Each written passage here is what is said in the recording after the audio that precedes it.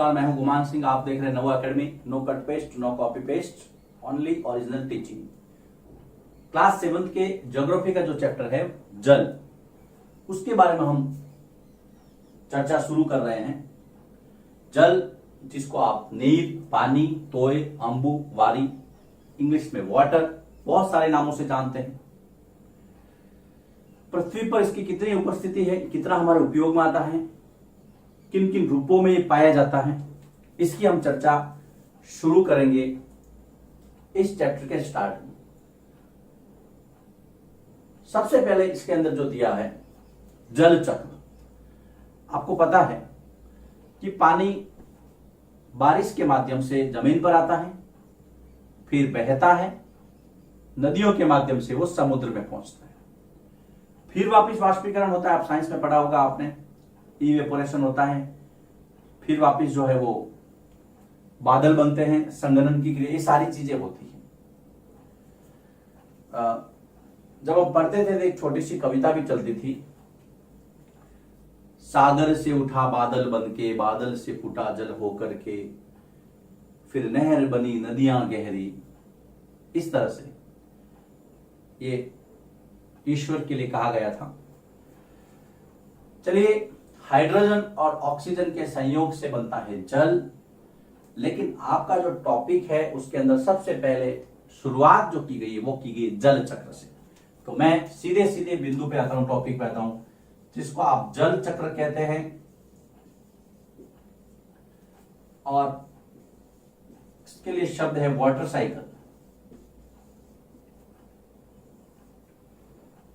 जल चक्र क्या है? सबसे पहले सीधा सीधा प्रश्न, जल चक्र से आप क्या समझते? जिस प्रक्रम में जल लगातार अपने स्वरूप को बदलता है। देखिए, ध्यान से समझना इसको, बहुत बड़ा प्रश्न है लेकिन सरल है। जिस प्रक्रम में जल लगातार अपने स्वरूप को बदलता है, जिस प्रक्रम में जल लगातार अपने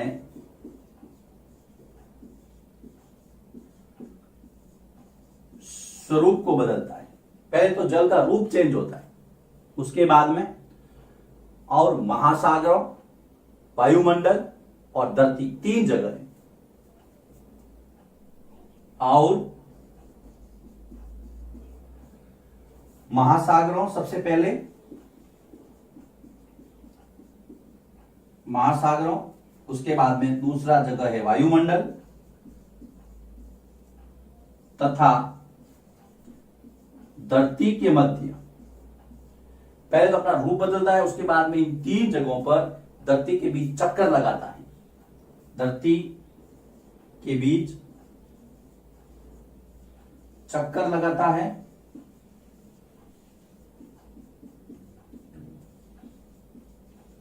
ये जो प्रक्रिया है वो जल चक्र कहलाती है।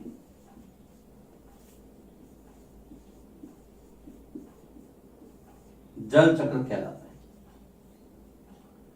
यह है जल चक्र की परिभाषा। अब इसके स्टेप समझते हैं। सबसे पहले, सूर्य की गर्मी के कारण जल भाप बनकर के ऊपर उठता है। चरण है, जल चक्र के चरण देखना। सबसे पहला, सूर्य ताप के कारण जल भाप बनकर के ऊपर उठता है। सूर्य ताप या सूर्य की गर्मी, सूर्य ताप के कारण जल भाप बनकर ऊपर उठता है। भाप बनकर ऊपर उठता है, तो यह क्रिया कौन सी हो गई? वाष्पन। ध्यान देना, पहली क्रिया या पहला चरण जो है वो है वाष्पन का, वाष्पीकरण। आप साइंस में बहुत अच्छी तरह से पढ़ते हैं इसको। ऊपर उठ करके जब वो वाष्प है वो ठंडी हो जाती है। ऊपर ठंडी होने पर यह जो जल वाष्प है वो संघनित होकर के बादल का रूप लेती है। ऊपर उठकर ठंडी होने के बाद,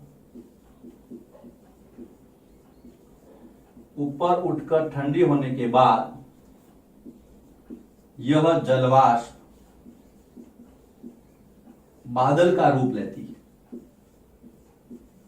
बादल का रूप लेती है, जिसको आप कहते हैं संघनन की क्रिया। तो दूसरा चरण हो गया संघनन, याद रखना। पहला वाष्पन, दूसरा संघनन, बादल बन गए। अब क्या होगा? अब बूंद या बर्फ, आपने देखा हो कभी कभी ओले पड़ते, बड़े बड़े बर्फ के टुकड़े, वो भी वर्षा का रूप है।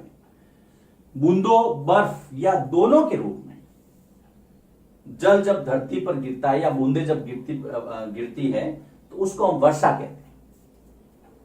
याद रखिए, बूंदे, बर्फ या दोनों के रूप में, बूंदों, बर्फ या दोनों, क्या बूंद और बर्फ के रूप में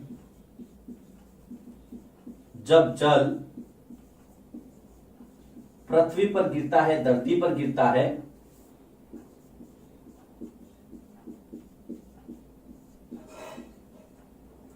यहां पर मैं धरती शब्द इस्तेमाल करूंगा, ज्यादा सुटेबल ये है पृथ्वी से ज्यादा। जब धरती पर गिरता है तो इसे क्या कहते हैं? वर्षा कहते हैं, इसे वर्षा कहते हैं। और ये जल चक्र का तीसरा चरण है वर्षण। देखिए, समझना इसको, स्टेप बाय स्टेप चलना, कहीं कोई जल्दबाजी नहीं। अब चौथा स्टेप, पानी बरस गया, पानी बरसेगा तो फिर बहेगा, बहकर यानी कि वहन द्वारा जल जब नदियों के माध्यम से समुद्र में पहुंचता है, यह जल बहकर नदियों द्वारा समुद्र में पहुंचता है और इसको हम कहेंगे वहन।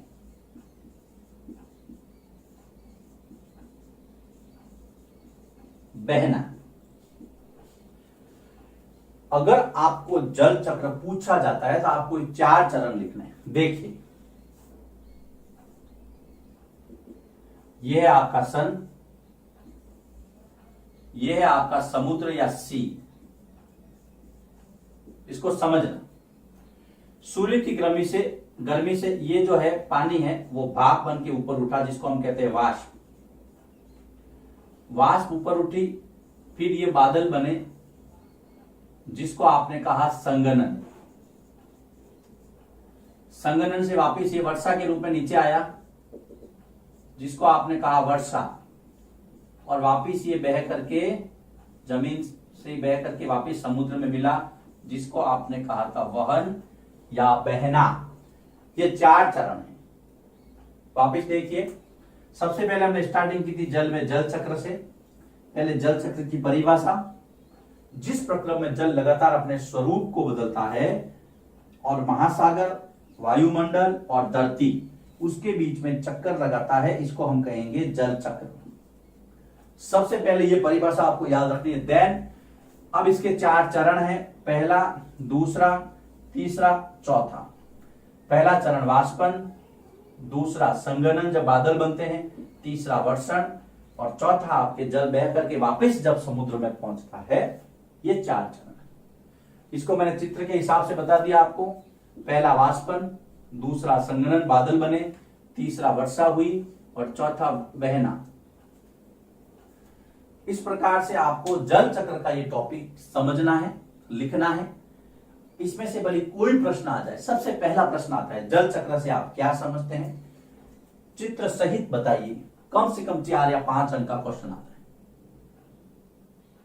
अगर आ जाता है केवल चरण लिखिए, तो नाम लिखिए, तो वाष्पन, संघनन, वर्षण और वहन, सारा कंसेप्ट क्लियर है। कहीं कोई कंफ्यूजन नहीं होना चाहिए जल चक्र के लिए।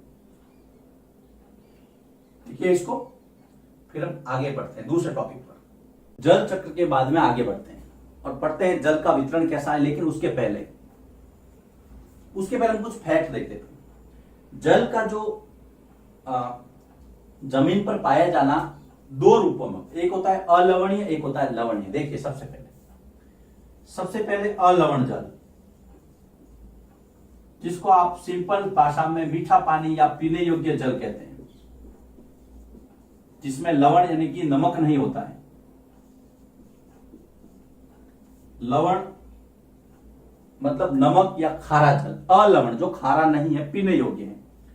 इसमें नदी, जलाशय यानी कि जिसको आप सरोवर कहते हैं। देखिए अलवण जल कहां कहां पाया जाता है? नदी, सरोवर जिसको आप तालाब या जलाशय कहते हैं, झरने जिसको आप सोते कहते हैं, झरने, फिर आपकी झीलें, मीठे पानी की झीलें होती है, और हिमनद जिसको आप ग्लेशियर कहते हैं। ये तो है भाई मीठे पानी मतलब जहां पे अलवणीय जल, पीने योग्य जल पाया जाता है। खारा पानी कहां है आपको पता है? महासागर, समुद्र, जिसका उपयोग पानी पीने में नहीं हो सकता है। तो लवणीय जल, लवणीय जल जिसको आप खारा जल कहते हैं, वो कहां पाया जाता है? महासागरों में, समुद्रों में या खाड़ियों में। महासागर, समुद्र या छोटी छोटी जो खाड़ी होती है। अलवणीय जल, इसका उपयोग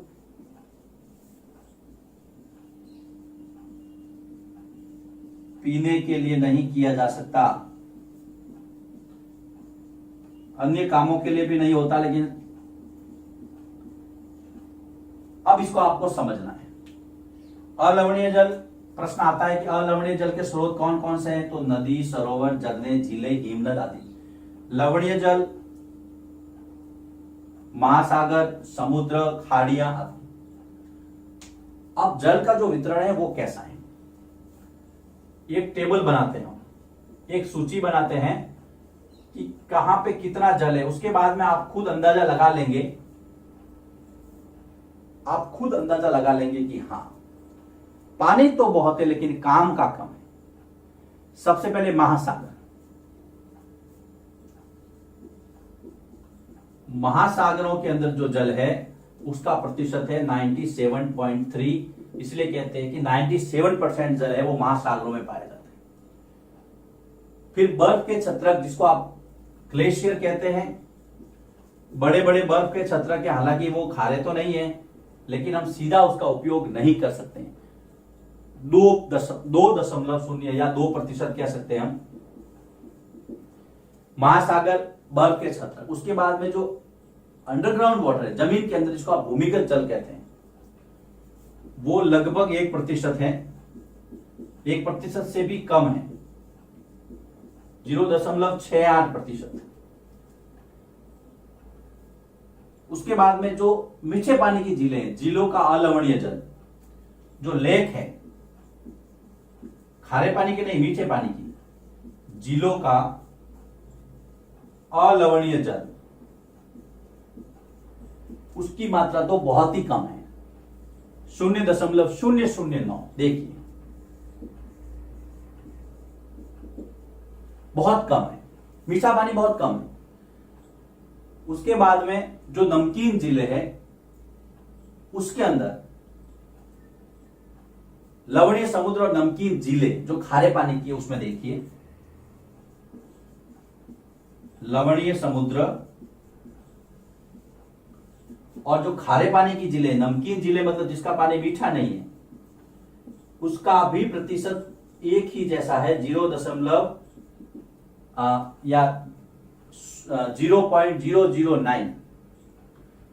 उसके बाद में नदियां आती है और वायुमंडल, वायुमंडल में भी पानी पाया जाता है। तो वायुमंडल जो है उसके अंदर 0.0019 वायुमंडल में पानी की मात्रा 0, यहीं पे लिख रहा हूं मैं, इसको आप एक सूचीबद्ध कर देना, 0.0019।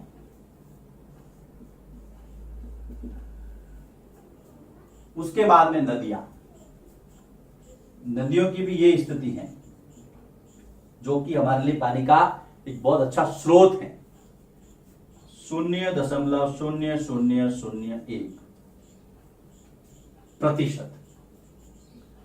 अब हम इसका कंक्लूजन अगर देखें, अगर इसका निष्कर्ष निकाले तो 97% जल महासागरों में पाया जाता है। ये फैक्ट आपको याद रखना है।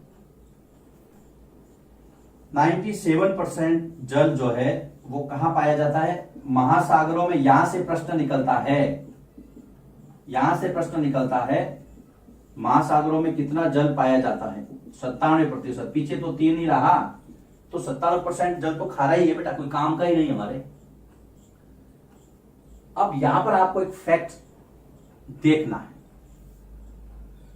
यहां पर एक फैक्ट आपको पता रखना है कि लवणता, समुद्र के पानी में या कोई भी पानी के अंदर जो खारापन का जो रेशो होता है, परसेंटेज होता है, इसके लिए आपको एक टर्म याद रखनी है। यहां पर लवणता क्या है? सीधा सीधा प्रश्न आता है कि लवणता से आप क्या समझते हैं? तो 1000 ग्राम, याद रखना आप इसको, 1000 ग्राम जल में मौजूद नमक की मात्रा, 1000 ग्राम जल में मौजूद नमक की मात्रा लवणता कहलाती है। इसको आप ध्यान रखना। यह प्रश्न सीधा सीधा आता है कई बार कि लवणता से आप क्या समझते हैं, तो आपको 1000 ग्राम जल का मात्रा याद रखनी है, उसके अंदर जो नमक कितना है उसको हम लवणता कहेंगे।